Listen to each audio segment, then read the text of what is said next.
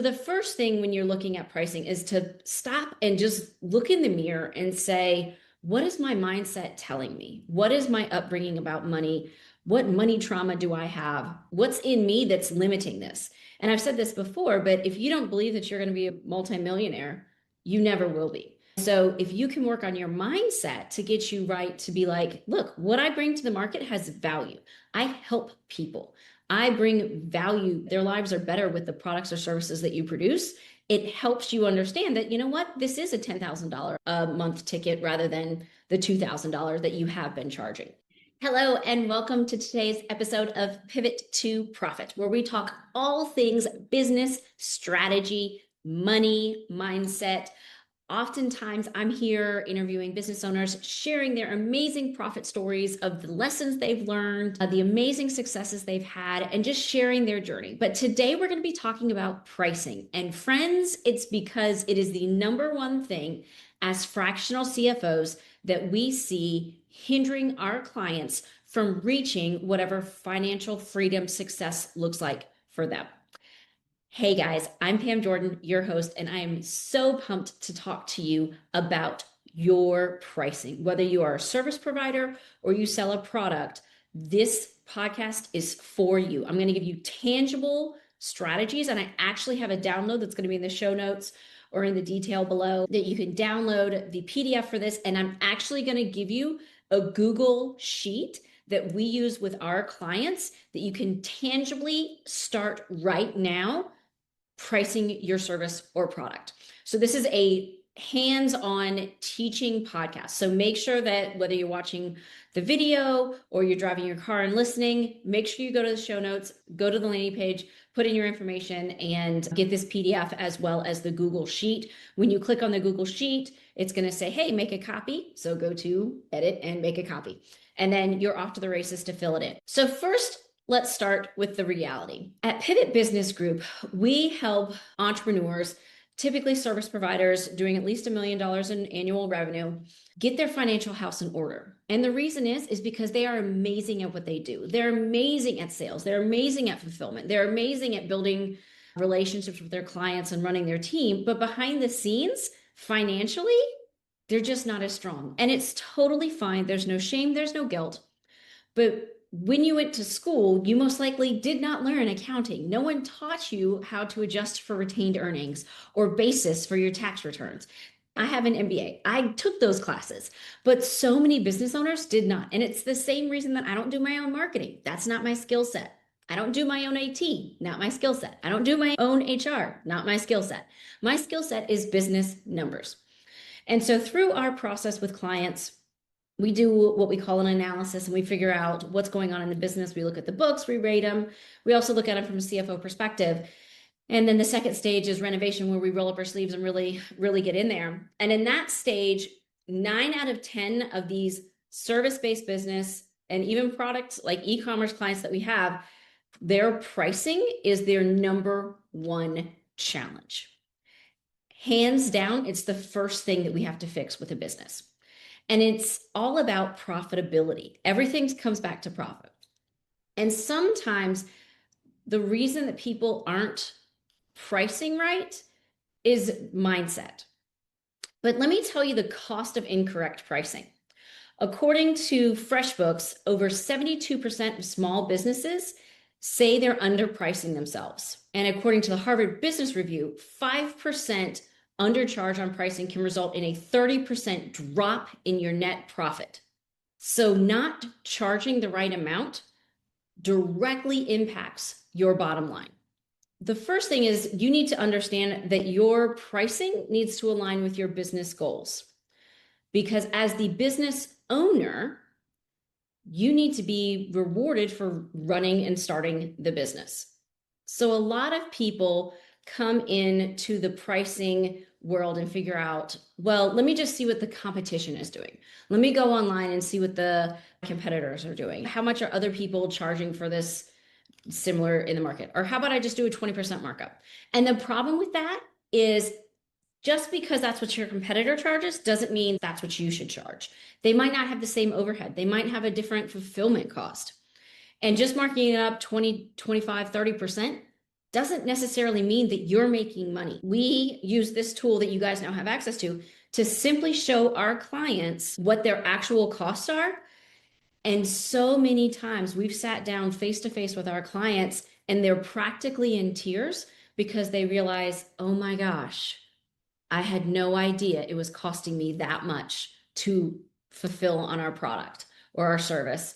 There was one client in particular, I was like, look, your best option is the next time someone comes and knocks on your door and wants your services, to give them $5 and tell them to have a nice day, because it's costing you more. It's costing you $10 every time you service somebody. And they had a high ticket price item, but because their cost to fulfill and their overhead was so high, they were losing money on every client they had. So while they were collecting $1, it was costing them $1.10. And this far too often is the common problem.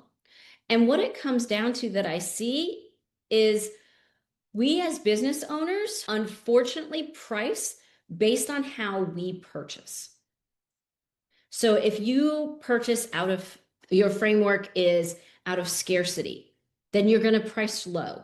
If you yourself would not pay $5,000 for whatever the product is, you're not going to be able to price it at $5,000. It's like the podcast that I had with Nicole, who's the interior designer. And she said, just because I don't think that $20,000 is a good price for a sofa, it doesn't mean my clients aren't going to think that. And so she had to work through her process to just put a $20,000 sofa on the proposal. And a lot of her clients are like, yeah, that's a great deal. It'll last forever. So understand that your pricing limitation could be directly related to your mindset and the emotions that you have around money. And another thing is, not probably a lot of your pricing downfall could be related to not knowing your actual direct fulfillment costs and your overhead costs. And so this practice that I'm going to walk you through today is going to help you understand. Once you understand what those two numbers are, that will dictate what to charge for your service and product, not what the store next door is doing or your competitor is doing or what you think people will buy it for, but the real numbers of what you need. So the first thing when you're looking at pricing is to stop and just look in the mirror and say, what is my mindset telling me? What is my upbringing about money? What money trauma do I have? What's in me that's limiting this?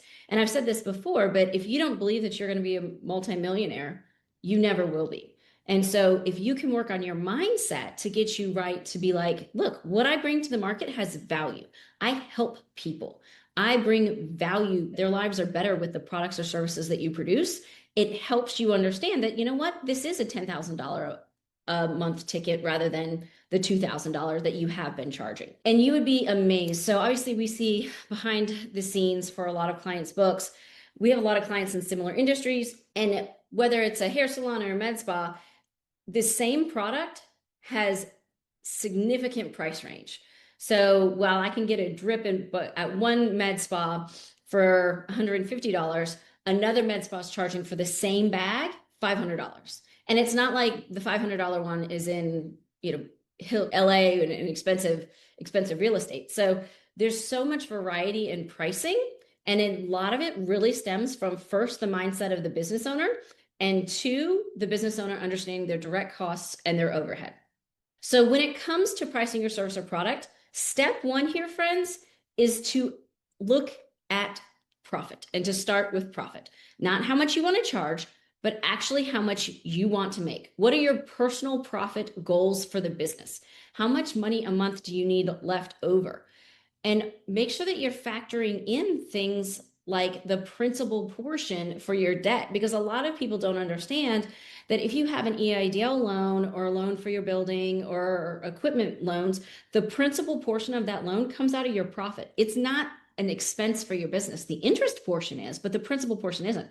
So for example, I've got a client that has a large EIDL loan and they used it for business growth and it was fantastic, but he's paying over $2,000 a month in his payments. Well, only about 400 or 500 of that is showing up on his P&L. The other 1,600 comes out of his profit. So if he's not profitable, he can't make that loan. So make sure you understand what you actually need a month to cover your debt. the principal portion of it. Because if you don't have profit, you can't make those loan payments. The next thing is you as an owner, how much do you want to make? And I'm not talking your salary, I'm talking your distributions. How much money do you want to take on a monthly or quarterly basis as the business owner in profit distributions? That needs to be considered. And also, how much money are you setting aside for tax strategy? Not taxes to pay the IRS, but tax strategy. And I have lots of podcasts about tax strategy. Go to my channel. Those are the ones with Alexis, Sydney, and I speaking about how we use tax strategy to build our wealth and not pay taxes. But here's the thing. If you have money set aside for tax strategy, you don't have to pay a tax bill. But if you don't have money set aside, you're still going to have a tax bill. So when it comes to profit, you need to make sure that you consider how much you need for your debt, how much you want for your profit distributions, how much you want to set aside for tax strategy, and then also how much you want for cash reserves, a rainy day fund. A lot of people recommend having at least 3 months of liquid cash saved. For a lot of our businesses that we work with, that's just too much. So we recommend at least a month and a half, a 6-week runway of cash set aside. But all of those 4 items, those come out of your profit, not your sales. So if you're pricing your product or service in such a way that you don't make money, you won't be able to take profit distributions. You won't have money for cash reserves. You won't have money for tax strategy, and you won't be able to carry your debt. So make sure that when you price your products or services, you start with profit. And depending on what methodology you want, Profit First says the target profit for most businesses is 15%. I tend to go based on industry standards. So for example, in the trades, 7% is a really good day.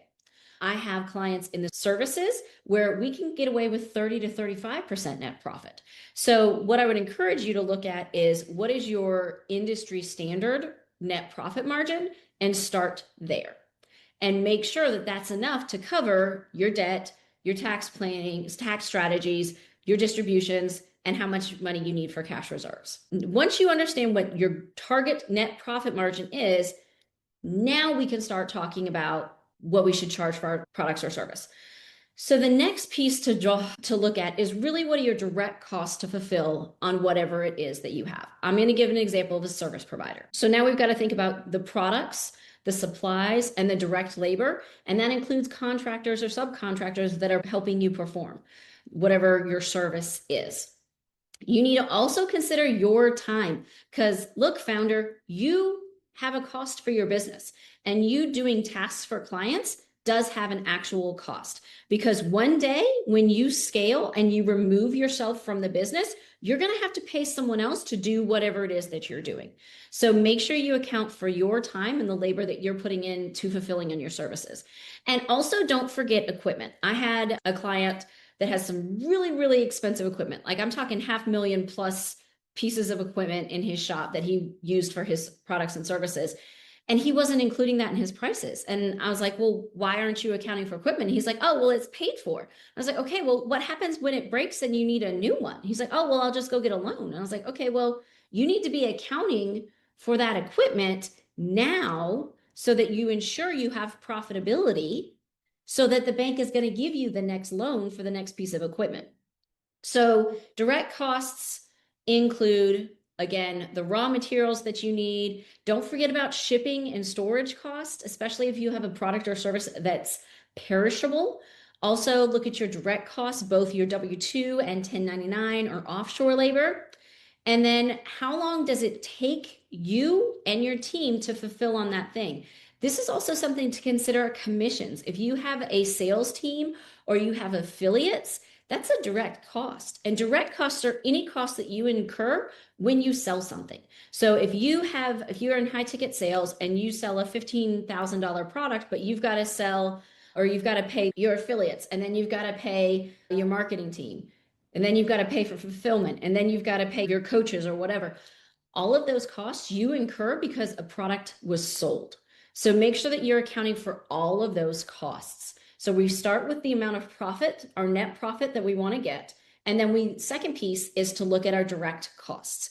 And if this is getting fuzzy, please just look at the link and click on the link in the show notes or in the comments below, because this is all in front of you. So if you're driving and you're like, Pam, it's too much, just hold on. The PDF walks you through all of this. So the third thing that you need to look at here, friends, is overhead. And it is the profit killer that most business owners ignore. Overhead is the profit killer that most business owners ignore when they're doing the pricing for their products or service. And it is the reason that you are not making the money that you should be making on your products and services. And it's because you think a lot of times that, oh, well, they're just there anyway. They are there anyway, but you still have to pay those bills. And your Amex or Chase or Capital One or whatever the credit card you use is still getting dinged every month for that Zoom software and HubSpot or Go High Level. And your admin and your marketing and your insurance. Those aren't just costs that we have to suck up and deal with. Those are costs that we have every month and we need to account for them. So really, when we look at your pricing, we can't ignore overhead. And there's different ways to approach it. The sample that I'm walking you through is a percentage, and it's an allocation of the overhead based on the number of services that you provide or the number of products that you sell. And there's other ways to do this. This is the example that we start with our clients. We can definitely go deeper. And if you need help and you're saying, hey, Pam, this doesn't make sense, just go to pamjordan.com, schedule a call with my team. We'd love to do a strategy call with you and talk you through our process and how our fractional CFOs can roll up their sleeves. Very often when we're doing pricing, the model that I'm giving you in this free download is where we start. And for most people, that's a really good starting point. But some people, when they have upsells and downsells, then we need to get a little bit more detailed. But for this example that I'm giving you, we allocate overhead as a percentage based on the number of services or products that you sell. So once we know profit, we have our direct costs, we've got to consider overhead. So look at your monthly burn rate. And this is an average of your overhead, or it's your fixed expenses and an average of your variable expenses. So variable expenses could be your hourly payroll. It could be your marketing that goes up and down. And your fixed expenses are things like your rent, your loan interests, your softwares that are set and fixed. But it's taking those two numbers and knowing on a monthly basis to keep the lights on average, I need X amount a month. And unfortunately, for a lot of business owners, that number is probably higher than you think it is, because those variable expenses, especially if you have seasonality in your businesses, can and during peak season, almost double what your burn rate is. And if you're not accounting for that in your pricing and you have the flat pricing and you're not allowing for those ups and downs, there could be months where you make money and months that you lose money on the same product or service because you're not accounting for how your overhead goes up and down. So make sure you understand the ups and downs in your business and how to allocate your overhead, because there's times where overhead is higher, times where overhead is lower. Understand that variability and put that into this spreadsheet that you guys have access to. So when it comes to the pricing formula, it's the cost to deliver plus your overhead expenses divided by your profit margin, which equals the target price. Now, I know that's very wordy and confusing. That's why the download has it. And I'm giving you the spreadsheet that you can enter the data. And guess what? It does it for you. You can also take these metrics, put it straight into ChatGPT or whatever AI you use, and it can do it for you. So this is where the download really helps, because in the green cells in the Google Sheet, you enter what your target margin is. So the example that I have is you want a 20% net profit margin. Fantastic. Then you enter your raw materials for the service, your cost of goods sold, your equipment, any shipping costs. And things to consider here, guys, is you also want to consider the landed costs. How much does it cost to get it to you? What is shipping? What is storage? Because those don't go away and you need to account for them. And then look at the number of services or products that you sell per month. And then for overhead, there's two options on the spreadsheet. Number one is to look at your average monthly overhead costs. So this would be your burn rate. Or you can list each item by itself, whichever one is easier for you. At the end of the spreadsheet, it's going to show you an overhead allocation. And that's a dollar amount based on how many services you provide per month. And then on the next sheet, it's going to show you exactly what your target price is. So based on your target net profit, based on your cost to deliver, and based on the allocation of overhead, voila, there's your price. And every time I've done this exercise with clients, they're always like, holy cow, that's so much more than I'm charging. And I'm like, and that's why you're not as profitable as you want to be, because you're not charging enough. And then the next thing is people are like, well, there's no way I could charge that. I can't go up that much. So that's where in this document that is in the download, the third tab talks about, okay, if the price is too high, what can you do? The first thing that I want to challenge you to do is the price too high because there's something in your subconscious that's saying that's too high, or is the market not going to allow it? And if you're saying the market's not going to allow it, okay, let's walk through some exercise. And it comes down to math, friends. It's not just throwing a number in the wall and seeing what hits. It's actually pricing based on the profit you want, your direct costs, and your overhead.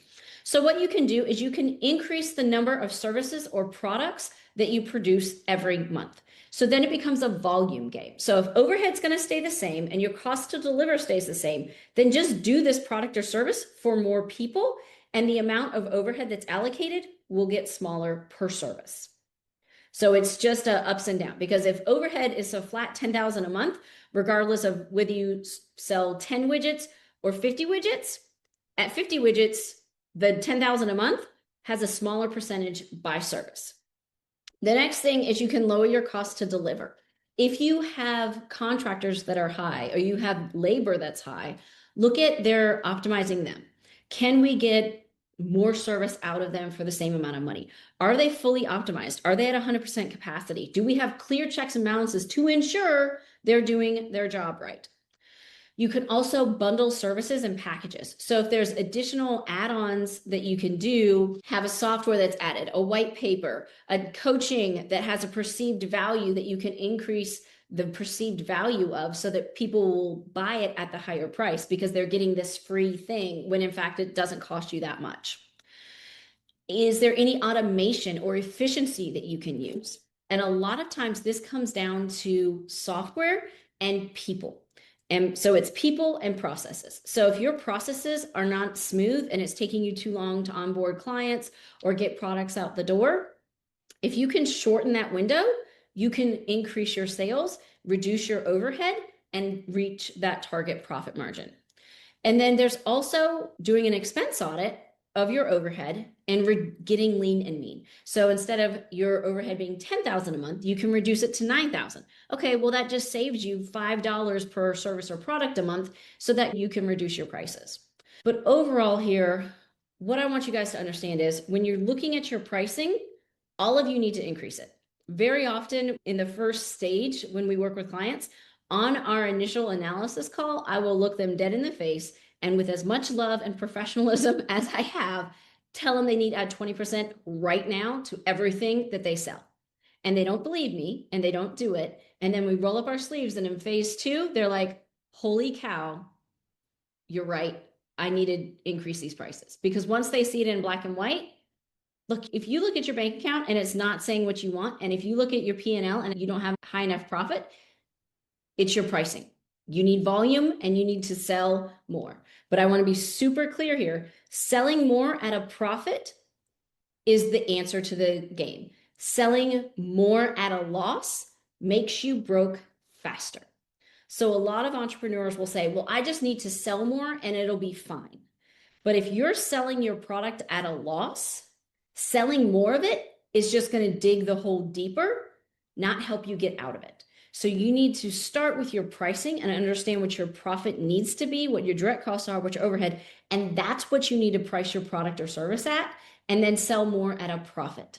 So even whether it's t-shirts, med spas, hair salons, extensions, branding packages, whatever it is, make sure that you're selling it at a profit so that you can guarantee that you can get to whatever freedom and success means for your business.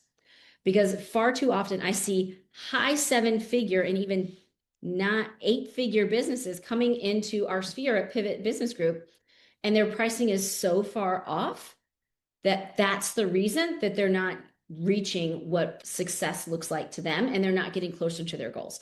So please do this exercise when you're not driving the car. Go to this link, download the PDF, and play with this spreadsheet and really figure out what you need to charge for your products or services. And if you need help understanding your financials, again, go to pamjordan.com, schedule a call with my team. We would love to support you through this process. As I said, most of our CFO clients, this is where we start. And this will solve a lot of problems once you start pricing jobs, services, products at a profit, because that's where you have money and you have ability to pay yourself more, pay your team more, make sure you're covering your debt, make sure you have money set aside for tax strategy. All these wonderful things that as business owners we need all stem from making sure that we are charging the right amount for our services. All right, friends, I know that was a lot and in depth, but I hope it was helpful for you. And this is something that you can tangibly take and implement in your business. We are here if you need support because, guys, remember, it is not what you make that matters. It is what you keep.